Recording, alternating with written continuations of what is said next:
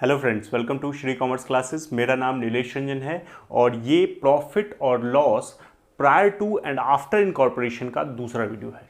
इस वीडियो में मैं आपको एक क्वेश्चन बताऊंगा, लेकिन क्वेश्चन बताने से पहले हमने जो पिछले वीडियो में जो कॉन्सेप्ट्स पढ़े थे उनको रिवाइज कर लेते हैं। तो मैंने आपको पिछले वीडियो में बताया था कि एक कंपनी अपना बिजनेस तब तक शुरू नहीं कर सकती है जब तक कि उसको सर्टिफिकेट ऑफ इनकॉर्पोरेशन नहीं मिलता है।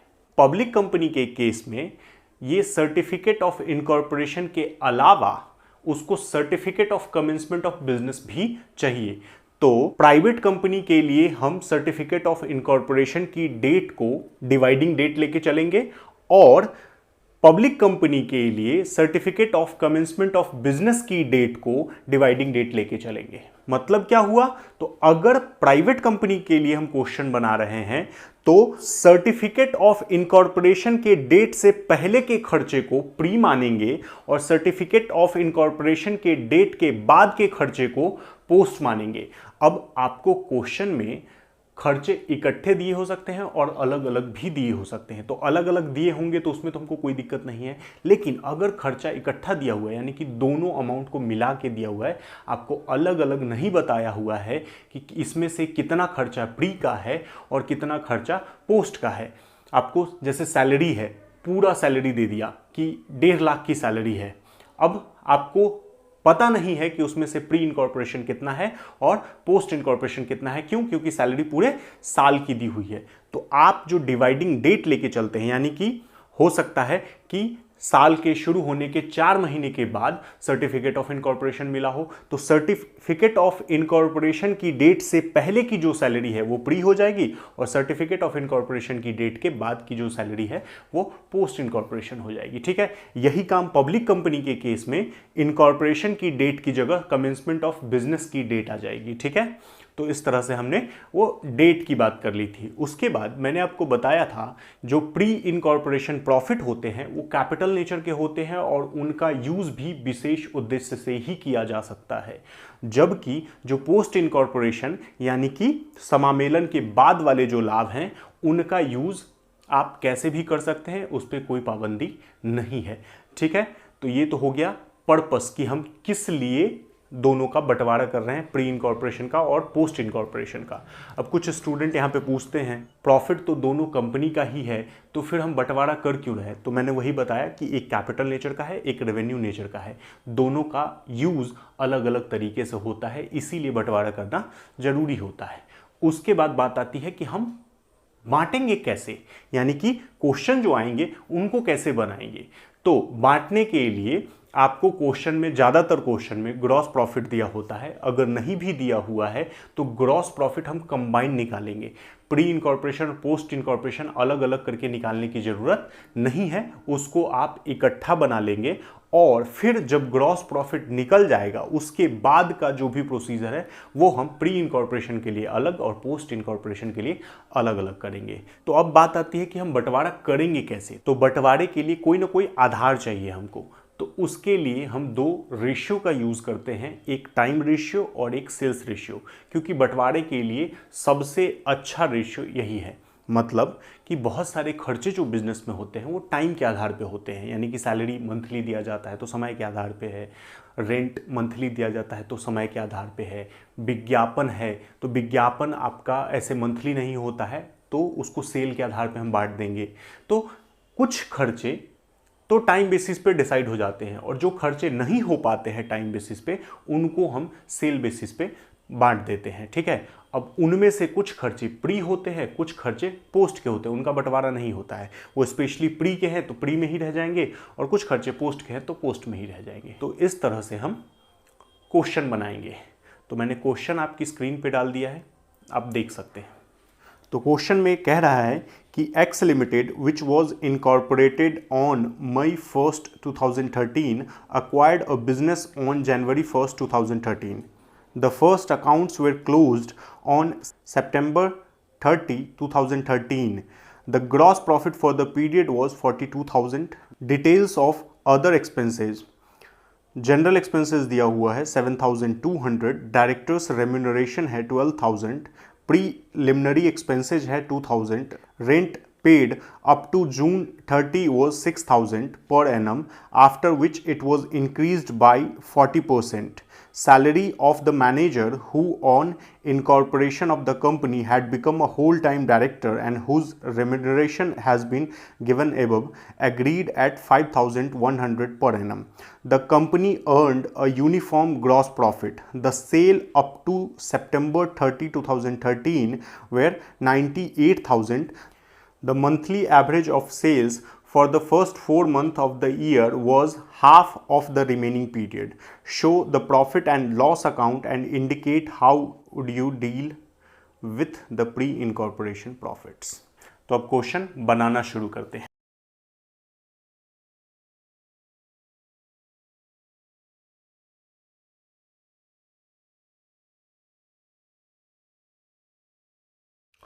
तो ये है आपका फॉर्मेट।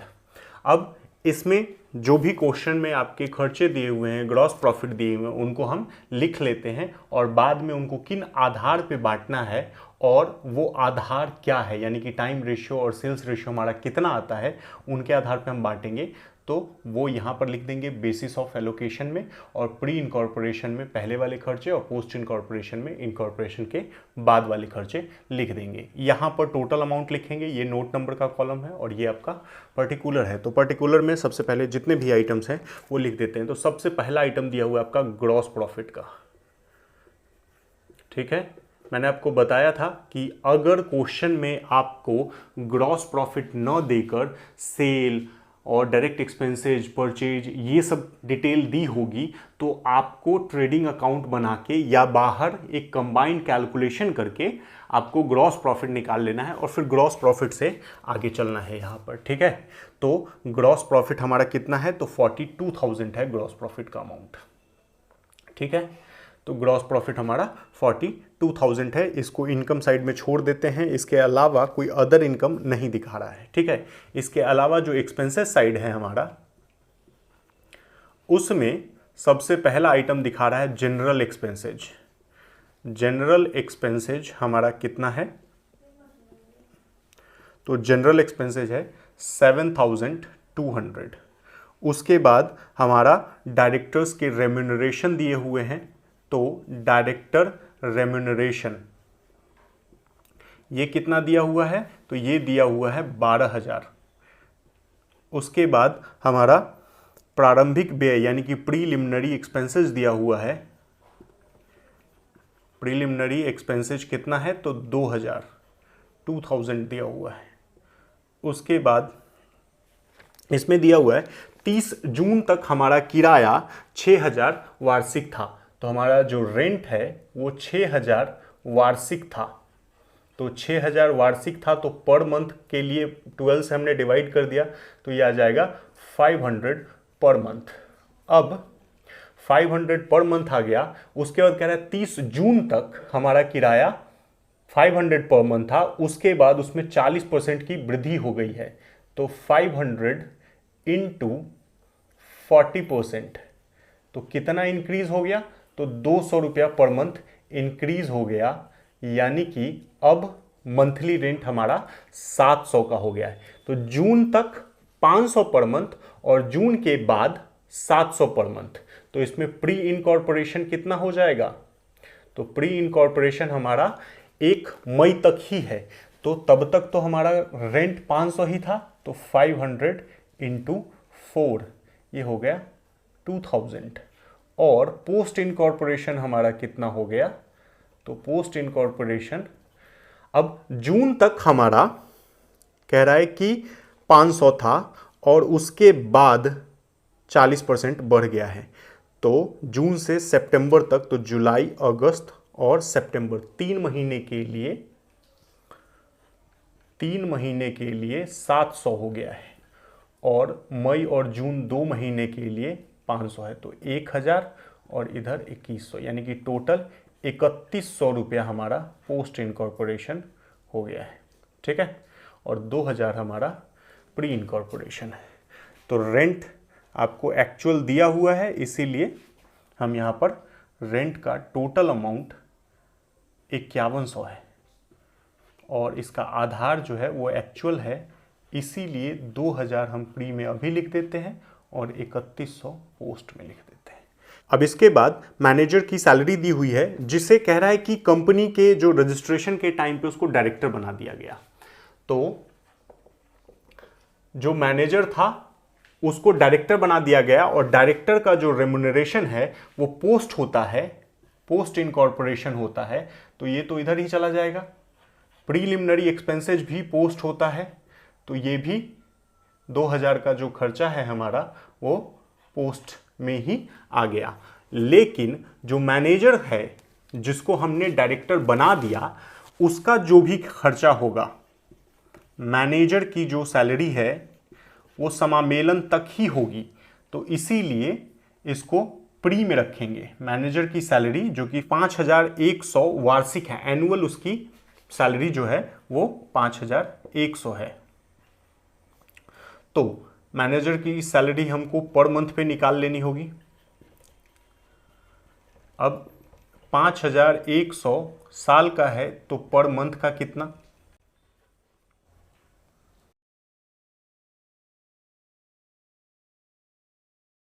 पर मंथ मैनेजर की सैलरी है। और कितने महीने तक मैनेजर रहा वो, तो 4 महीने तक। तो इसीलिए हो जाएगा 1700 उसकी सैलरी हो जाएगी मैनेजर की। तो 1700 सैलरी है जो कि प्री की है, तो इसीलिए हमने 1700 में लिख दिया। ठीक। उसके बाद आगे आपको कह रहा है कि the company earn a uniform gross profit, यानी कि ग्रॉस प्रॉफिट पूरे साल उसी तरह से कमाया गया है, रेट सेम है। तो इसीलिए ग्रॉस प्रॉफिट को हमको कुछ अलग तरीके से नहीं बांटना है, इसको सेल्स रेशियो पे बांटा जाता है। तो अब हम रेशियो अपना निकाल लेते हैं। तो वर्किंग नोट नंबर 3 में हमारा टाइम रेशियो हम देख लेते हैं। अब टाइम रेशियो कैसे, तो हमारा जो पूरा टाइम है वो है 30 सितंबर तक का और शुरू हुआ है जनवरी 1 से। ठीक। इनकॉर्पोरेशन हमारा हुआ है मई 1 को। तो जनवरी से लेके मई तक का जो टाइम है ये प्री है आपका। और प्री का कितना टाइम है, तो जनवरी, फरवरी, मार्च और अप्रैल, यानी कि 4 मंथ्स। और उसके बाद ये मई से लेके 30 सितंबर तक का जो टाइम है वो है आपका पोस्ट इनकॉर्पोरेशन। और ये कितना है, तो मई, जून, जुलाई, अगस्त, सितंबर, यानी कि 5 मंथ।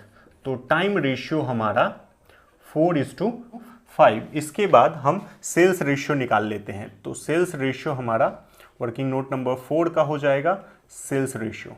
अब सेल्स रेशियो के लिए क्वेश्चन में क्या कह रहा है, तो क्वेश्चन में कह रहा है कि जो टोटल सेल है वो 98,000 है जो कि 30 सितंबर तक की है।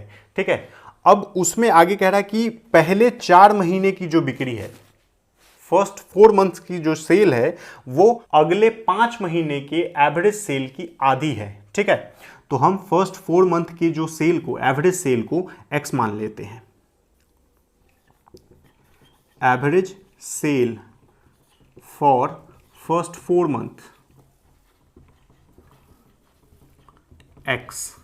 तो अब इसका दुगुना हो जाएगा अंतिम 5 महीने के, तो average sale for last 5 months 2x हो जाएगा। ठीक है। तो अब 4 मंथ का x है सेल और 5 मंथ का सेल 2x है और टोटल सेल मिला के हमारा हो गया 98,000। ठीक है। अब हमको क्या करना है, तो 4x प्लस 10x बराबर 98,000, यानी कि 14x बराबर 98,000। तो x बराबर हो गया 98,000 बाई 14, यानी कि 7,000। तो पहले 4 महीने की सेल 7,000 गुने 4 हो जाएगी, यानी कि 4x, 4 इंटू एक्स, तो 4x हो जाएगी 28,000। ठीक है। और जो आखिर के 5 महीने की सेल है वो 10x है, 5 महीने में 2x है तो 10x, तो ये हो जाएगा 70,000। तो 14 से 2, 14 से 5, तो 2:5 का रेशियो है हमारा सेल्स रेशियो। ठीक है, तो सेल्स रेशियो हमारा 2:5 का निकल गया और टाइम रेशियो 4:5 है। इसको यहाँ पे भी आप निकाल सकते थे, अगर हम यहाँ पर लिखें तो ये 4x हो जाएगा, पहले 4 महीने का सेल और आखिरी 5 महीने का सेल 10x हो जाएगा। तो इससे भी हमारा 2:5 निकल जा सकता था। ठीक है, तो ऐसे हमने थोड़ा डिटेल में ले लिया है ताकि आपको आसानी से समझ में आ जाए, लेकिन आप ऐसे भी निकाल सकते हैं। ठीक है, तो अब बंटवारा कर लेते हैं। तो ग्रॉस प्रॉफिट को आपको सेल बेसिस पे बांटना है और सेल बेसिस है हमारा 2:5। तो 42,000 को अगर हम बांटेंगे तो ये आ जाएगा 12,000 प्री इनकॉर्पोरेशन में और बचा हुआ 30,000 पोस्ट इनकॉर्पोरेशन में। जनरल एक्सपेंसेज आपके टाइम बेसिस पे बटेगा जो कि 4:5 है, तो 3,200 प्री इनकॉर्पोरेशन हो जाएंगे और 4,000 आपका पोस्ट इनकॉर्पोरेशन हो जाएगा।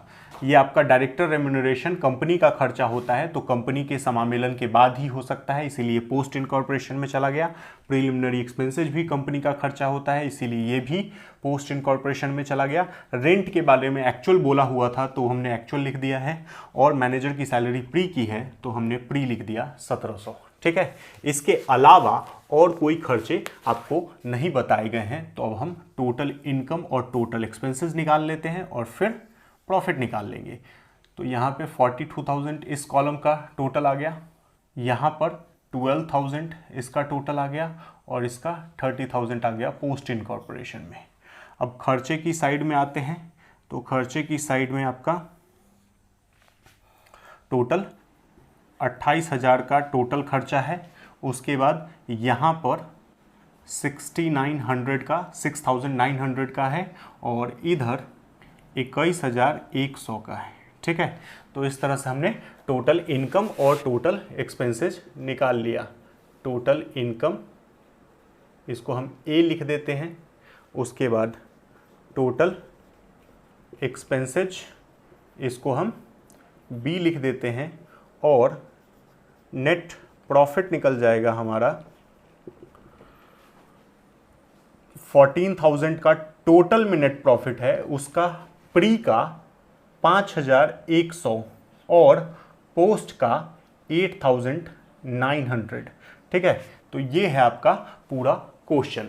अब अगर आपको इस पूरे कॉन्सेप्ट में कहीं भी कोई भी दिक्कत आती है तो आप हमसे कांटेक्ट कर सकते हैं यूट्यूब के कमेंट बॉक्स में, फेसबुक पे, इंस्टाग्राम पे या हमारे टेलीग्राम चैनल पे।